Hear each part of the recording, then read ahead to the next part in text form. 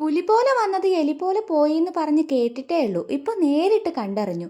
ചാമ്പ മരം കുറച്ച് ദിവസം മുന്നേ വരെ ഇതുപോലെ പിങ്ക് കളർ നിറയെ പൂക്കളായിട്ട് നിന്നപ്പോൾ ഞാൻ വിചാരിച്ചു ഇത് ഫുള്ള് കായാവുന്നു. പക്ഷെ അപ്പോഴും അറിയാവുന്നവർ പറഞ്ഞു ഇതിലിങ്ങനെ പൂക്കൾ ഉണ്ടാവത്തേ ഉള്ളൂ, ഇതുവരെയായിട്ടും കായായിട്ടില്ലെന്ന്.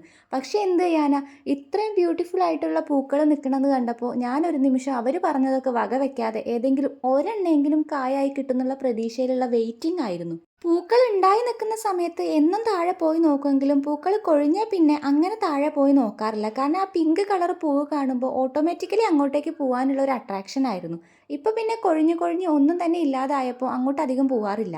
ഇന്നാണ് കാലത്ത് നോക്കിയപ്പോൾ ആ ഒരു പൂവ് ഉണ്ടാവുന്ന ആ മുത്തി എല്ലാം താഴെ വീണ് കിടക്കുന്നു. എല്ലാം ഇതുപോലെ കരിഞ്ഞ് താഴെ വീണ് കിടക്കുകയാണ്.